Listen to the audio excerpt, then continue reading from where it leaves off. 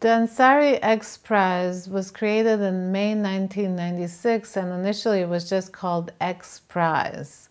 It was a space competition in which the X Prize Foundation offered $10 million prize for the first non-governmental organization to launch a reusable manned spacecraft into space twice within 2 weeks. It was modeled after 20th century aviation prizes and aimed to spur development of low-cost spaceflight. The prize was won on October 4, 2004, the 47th anniversary of Sputnik 1 launch, by the Tier 1 project designed by Burt Rutan and financed by Microsoft co-founder Paul Allen, using the experimental spaceplane Spaceship One. $10 million was awarded to the winner, but more than $100 million was invested in new technologies in pursuit of the prize. Following the success of Spaceship One, Richard Branson, owner of Virgin, and Burt Rutan, Spaceship One's designer, announced that Virgin Galactic had licensed the craft's technology and were planning to commercialize space flights in 2 to 3 years. A fleet of 5 craft is to be constructed and flights will be offered at around $200,000 each, although Branson has said he plans to use this money to make flights more affordable in the long term.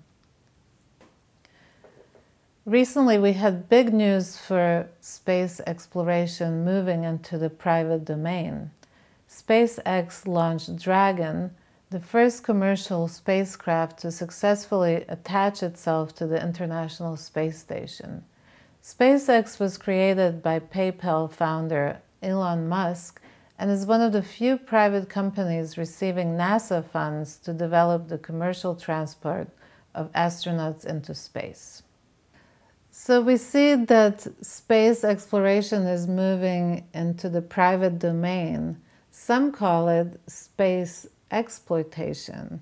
We have, for instance, Planetary Resources, a company that was founded by film director and explorer James Cameron, as well as Google chief executive Larry Page and its executive chairman Eric Schmidt. They plan to create a fuel depot in space 2020 by using water from asteroids, which could be broken down in space to liquid oxygen and liquid hydrogen for rocket fuel. Planetary's resource goal is to develop a robotic asteroid mining industry.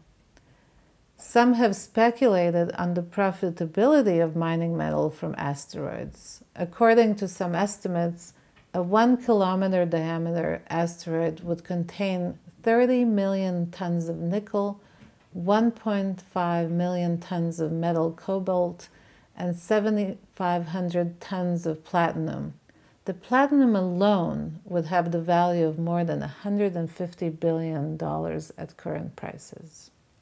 In 1995, a New York op-ed piece was written by a science writer, Lawrence Joseph, entitled "Who Will Mine the Moon?"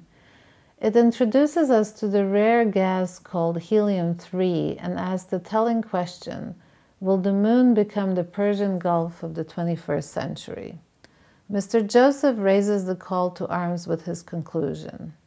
If we ignore the potential of this remarkable fuel, the nation could slip behind in the race for control of the global economy and our destiny beyond.